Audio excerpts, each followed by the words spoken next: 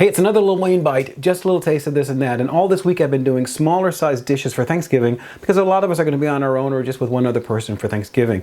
I've already done a Cornish game hen with wild rice stuffing. I did some side dishes, which were candied sweet potatoes and a spinach salad with cranberries and an acorn squash and apple soup.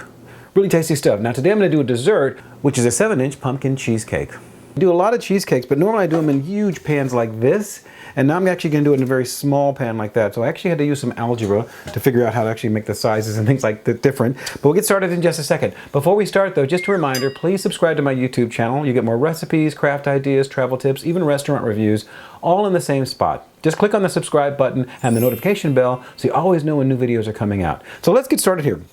I preheated my oven to 350 degrees, and I'm going to do the graham cracker crust first. I took 11 graham crackers and ground them up in my food processor. I did that before you got here.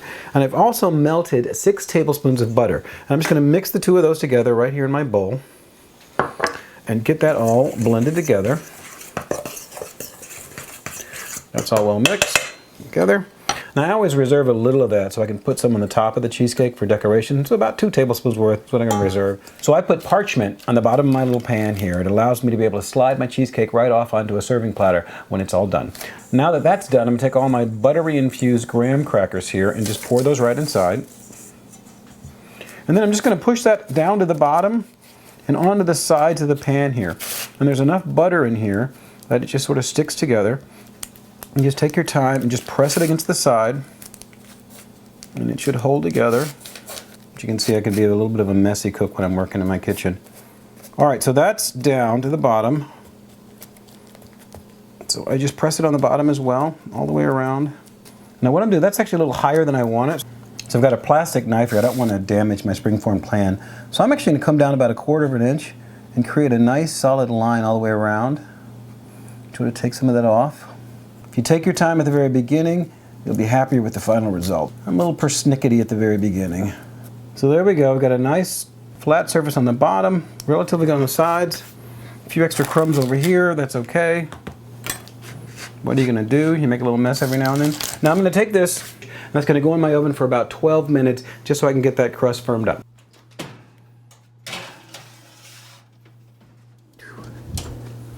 So here's the crust right here. I'll show you for a brief second here. Now I'm going to put it on the rack back in the back and let it cool off as I start making the filling.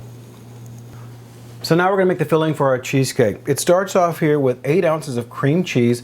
And the important thing when you're making a cheesecake, get everything out of the refrigerator at least 30 minutes early so everything gets down to room temperature. So I've got 8 ounces of cream cheese that are going to my stand mixer here. Along with that, I've got 4 ounces of mascarpone cheese. Very creamy. Goes in there as well. And I have 1/3 cup of sugar. Those are my first ingredients. I'm going to put those in there, start my mixer, get all those things blended initially, and I'll start adding more things in. Also, you want to make sure everything's fully blended, so stop the mixer a few times and scrape down the sides to make sure you really got everything going well. Okay, now to that, I'm going to add 1/3 cup of pumpkin puree. And also I'm going to add 2 eggs, and I add them one at a time.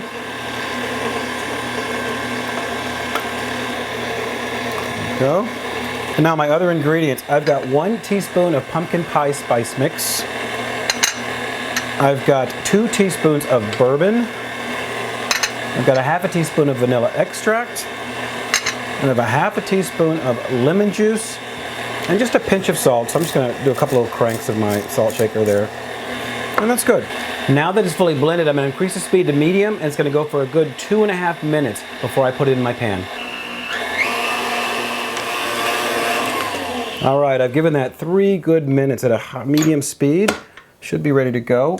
So I'm going to pour this in to my crust, hoping I measured right so they don't have a lot of excess. Go right there.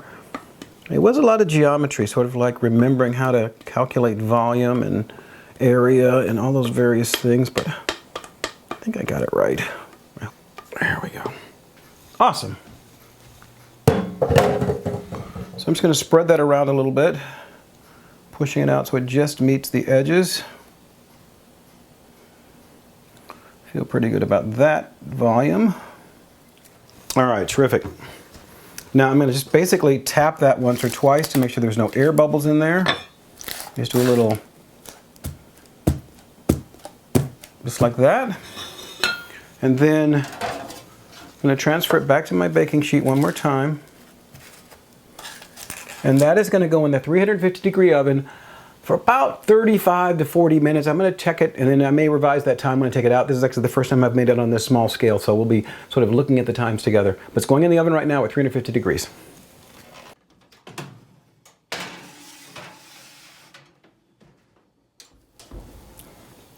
Now here's my cheesecake. Now you'll notice there's little cracks there. I don't mind the cracks so much. But see, when I jiggle it a little bit, you'll notice that it's still a little loose in the middle and a little dry on the edge. And that's how I want it, because it's going to settle back down and actually be very, very flat for the most part. It might sink in a little bit, be very flat. So I'm going to let this rest now for about 15 minutes before I put it back in the oven with the topping on it. So it's been about 15 minutes. You can see it's settled now. It's nice and flat. When those cracks happen, as long as you take it out before those cracks get really severe, it'll usually flatten back down and they'll completely go away. Now the next step is to make the topping. So I preheated my oven up to 400 degrees, another 50 degrees higher than what it was before. I'm going to make my little topping here. I've got 4 ounces of sour cream in my bowl. Roll it in there. I'm going to add to that 1 tablespoon of pumpkin puree. Lovely. 2 tablespoons of granulated sugar. 1 teaspoon of bourbon. A half a teaspoon of pumpkin spice mix. Half a teaspoon of vanilla extract. And a half a teaspoon of lemon juice. I'm going to mix all that together. And I'm just going to spread that evenly on top of my topping. And I'm actually, normally when I do this, I'll go to about maybe a ½ inch from the edge of the actual cheesecake. So it creates a nice little sort of visual topping that says I'm not covering the entire cake. So that goes on. And I'm just going to spread that very gingerly out to the edges. But again, I'm going to leave about a ½ inch. Maybe go a little bit further, maybe a ¼ inch, right to the edge. Now that may sort of seep further down when I actually put it in the oven, but I try to go relatively close to the edge without going completely over. There we go. All right, so that's enough.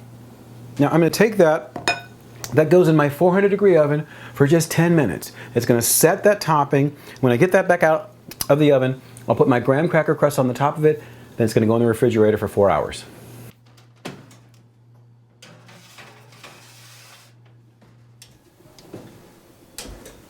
All right, it's been 10 minutes in the oven. This is my final version of my cheesecake out of the oven. Now this is going to have to cool down to room temperature before I put it in the refrigerator. Then in the refrigerator it's going to have to go for about 4 hours before it's ready to serve. Beforehand though, I've got those extra graham crackers that I had mixed with the butter. And I'm going to make a little pattern on the top. Now every time I do this, the pattern's different. So it doesn't matter, whatever you want to do, you can actually just sprinkle them on top if you want, make a pattern, or do nothing at all. What I normally do is I'll take a glass, something circular, I'll try to find the center, like this,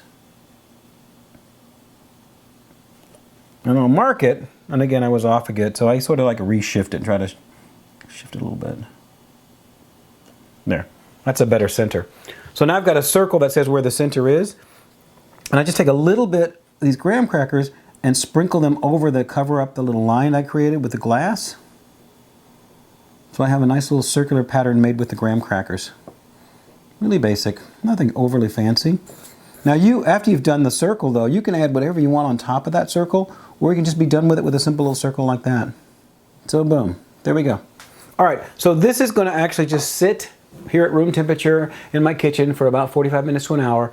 Once it's completely cooled down to room temperature, I will put it in the refrigerator, and then 4 hours later, we'll slice it up and let you see the beautiful version of this cheesecake. It's been 4 hours, actually more than 4 hours. It's been overnight, and I had to rewash this shirt to finish this segment, but here's my cheesecake. Now, I took it out of the refrigerator about 30 minutes ago, because once you actually have it set and ready to go, you want it to rest at room temperature for about 30 minutes before you actually cut it up. So I'm gonna take it out of the pan now.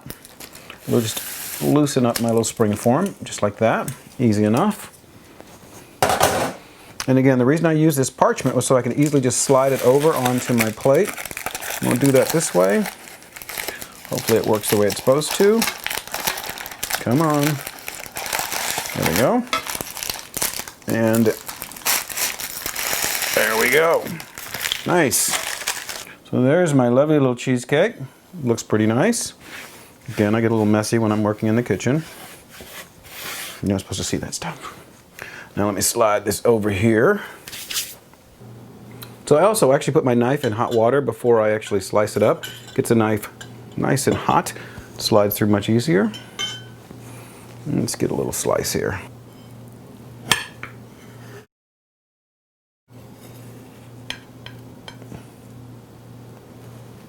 There we go. How gorgeous is that? Yum. Can't wait to dig in. Yeah. Now that is my pumpkin cheesecake. It's a nice little finish for my Thanksgiving dinner for one or two.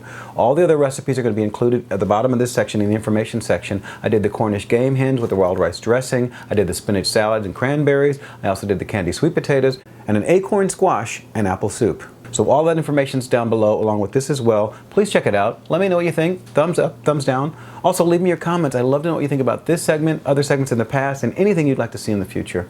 Thanks again for watching. Have a great Thanksgiving. Don't forget to subscribe, and we will see you next time. Take care. Bye-bye.